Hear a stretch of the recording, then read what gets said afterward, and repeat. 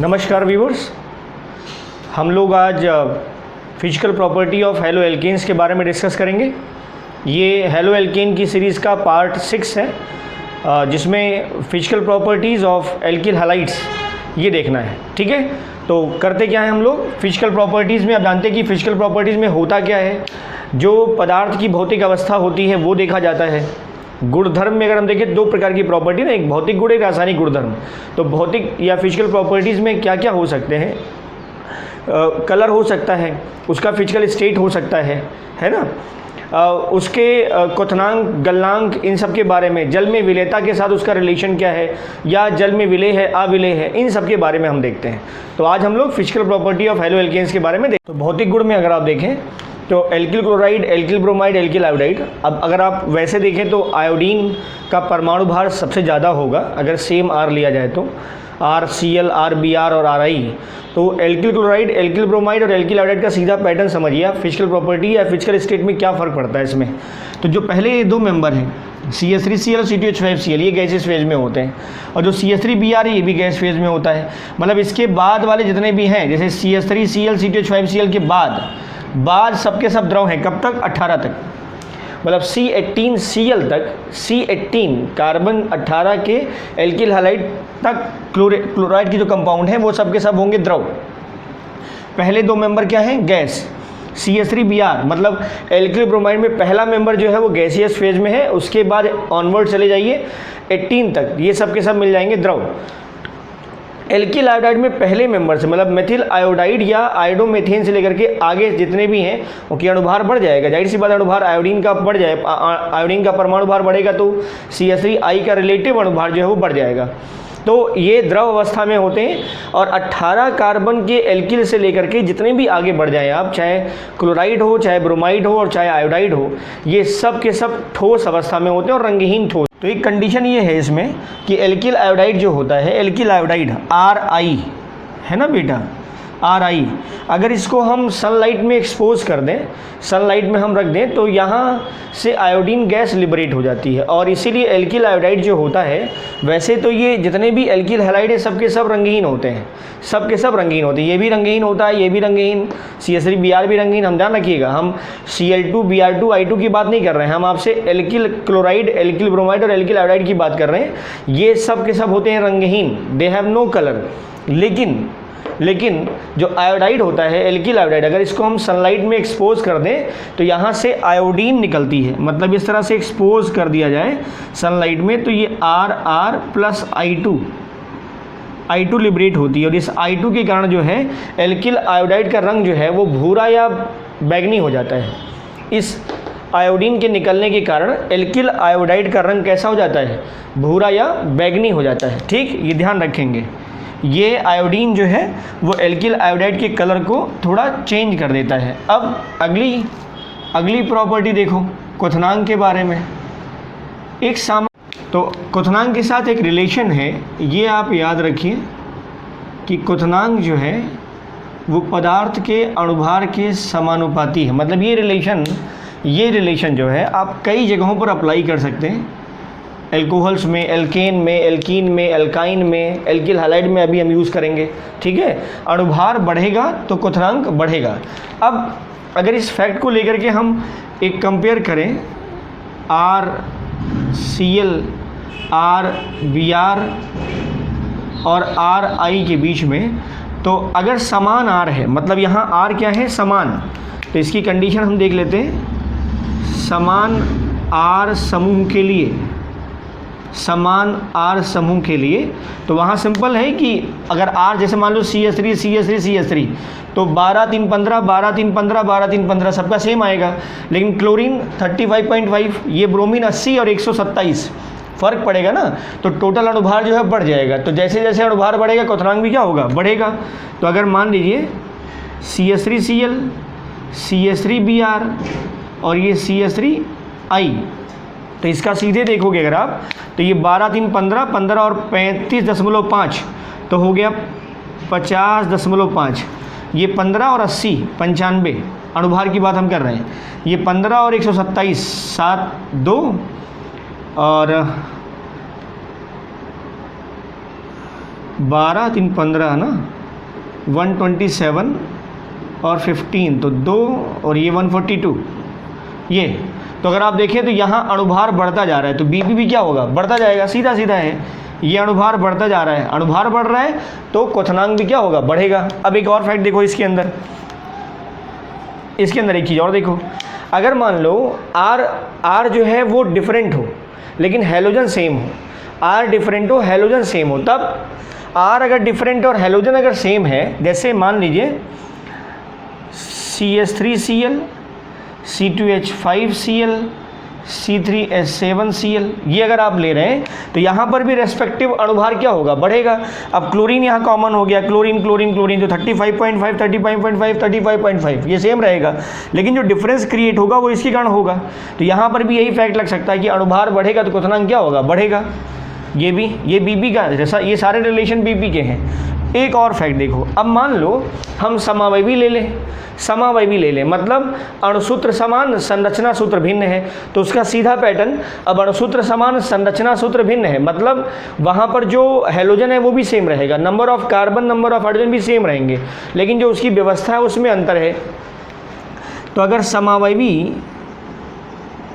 समावयवी alkyl halide अगर हम ले रहे हैं, समावयवी एल्किल हैलाइड्स के लिए क्या होता है बेटा, 1 degree 2 degree 3 degree, 1 degree 2 degree 3 degree. अब आप जानते हैं कि समावयवी में अगर ब्रांचेस बढ़ें तो जो नेचर ऑफ कार्बन है या डिग्री ऑफ कार्बन वो चेंज होता जाएगा।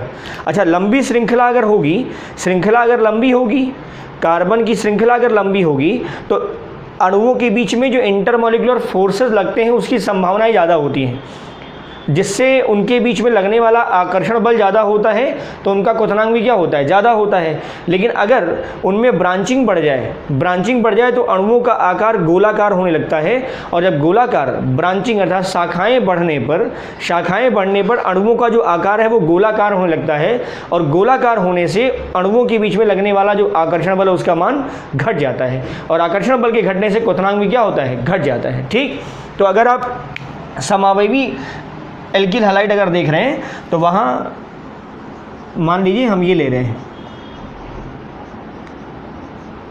ये है बेटा, अब देखिए यहाँ 3 डिग्री का एल्किल क्लोराइड है, कितने कार्बन है, 1 2 3 4, हाइड्रोजन C4H9 का केस है। यहाँ देखो और CH3 CH2 CH3 यहाँ ले लिया, ये 3 डिग्री कार्बन तो 3 डिग्री का एल्किल हैलाइड, ये 2 डिग्री का कार्बन। जो एल्किल हैलाइड की डिग्री है आप उसी के रेस्पेक्ट में देखोगे जिस कार्बन से हैलोजन लगा है। ये कार्बन 3 डिग्री का तो एल्किल हैलाइड भी 3 डिग्री का, ये कार्बन 2 डिग्री का तो ये एल्किल हैलाइड भी कितने डिग्री का, 2 डिग्री का। ठीक है, और देख लो CH3 CH2 और ये Cl, तो ये Cl लगा है 1 डिग्री कार्बन से, तो जो 1 डिग्री कार्बन से लगा है तो यहाँ चेन लंबी है, तो ये 1 डिग्री एल्किल हैलाइड है, ये 2 डिग्री एल्किल हैलाइड है और ये 3 डिग्री एल्किल हैलाइड है। अब देखो इसमें लंबी चेन है, यहाँ ब्रांच बढ़ती जा रही है तो अणु का आकार क्या होगा, गोलाकार होगा, तो यहाँ क्वथनांक का क्रम ये होगा। ठीक, तो सीधे आप कह सकते हैं यहाँ पर कि जैसे जैसे ब्रांचिंग बढ़ेगी क्वथनांक घटेगा। अब इनके अणुभार अगर आप चेक करोगे, इनके अणुभार समान है, 1 2 3 4 कार्बन, 2 2 4 2 6 3 9, तो C4H9 ये भी है, C4H9 ये भी और C4H9 ये भी, तो अणुभार तो समान आएगा, लेकिन क्वथनांक सेम नहीं होते। तो क्वथनांक उसका ज़्यादा होता है जिसमें ब्रांचेस जिसमें जो लंबी चेन है हाइड्रोकार्बन की वो ज़्यादा होती है, तो लंबी चेन ज़्यादा है यहाँ पर, इसलिए क्वथनांक इसका ज़्यादा, इसका क्वथनांक सबसे कम इन तीनों में। क्लियर। अगली प्रॉपर्टी देखो घनत्व के लिए, ठीक, डेंसिटी का। अब जो गैसियस फेज है उनकी डेंसिटी के बारे में मेंशन नहीं करना है, घनत्व का जो आधार हम ले रहे हैं जिसके सापेक्ष डेंसिटी बता रहे हैं वो वाटर है। तो अगर आप एल्किल क्लोराइड को देखें तो इसकी डेंसिटी जो है वो वाटर से कम होती है, ये घनत्व, तो पानी का घनत्व ज़्यादा है और एल्किल क्लोराइड का घनत्व कम होता है। लेकिन अगर आप एल्किल ब्रोमाइड और एल्किल आयोडाइड ले लें, एल्किल ब्रोमाइड और एल्किल आयोडाइड तो इसकी डेंसिटी पानी से ज़्यादा होती है। ठीक बेटा, एल्किल क्लोराइड की डेंसिटी पानी से कम, एल्किल ब्रोमाइड और एल्किल आयोडाइड की डेंसिटी पानी से ज़्यादा। अब अगली बात देखो, जल में विलेयता, पानी में सॉल्युबिलिटी क्या है इसकी, घुलेगा या नहीं घुलेगा।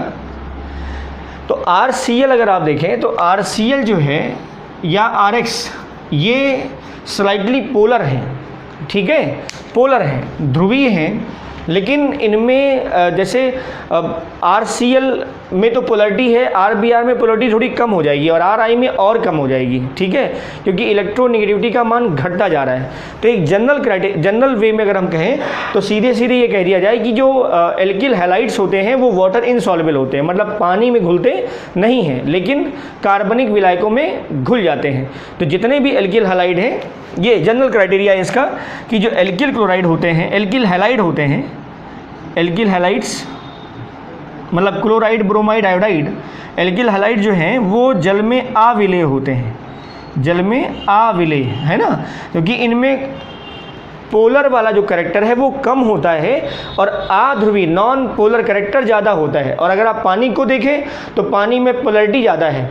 LDL हमने बताया होगा आपको, लाइक डिजॉल्व्स लाइक, मतलब ध्रुवीय विलेय ध्रुवीय विलायक में घुलेगा और अध्रुवीय विलेय अध्रुवीय विलायक में घुलेगा। जो एल्किल क्लोराइड्स होते हैं ये ज़्यादातर अध्रुवीय कैरेक्टर रखते हैं, पानी के रेस्पेक्ट में अध्रुवीय कैरेक्टर रखते हैं, इसीलिए ये एल्किल हैलाइड्स पानी में घुलते नहीं हैं। तो जल में अविलेय होते हैं लेकिन कार्बनिक विलायकों में पूर्ण विलेय होते हैं।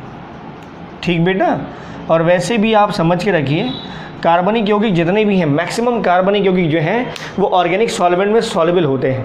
कार्बनिक यौगिक कार्बनिक विलायकों में या कार्बनिक विलेय कार्बनिक विलायकों में बड़ी आसानी से घुल जाते हैं। ठीक, तो ये थी जल में विलेयता। एक प्रॉपर्टी और देख लो इसकी, एक प्रॉपर्टी और देख लो।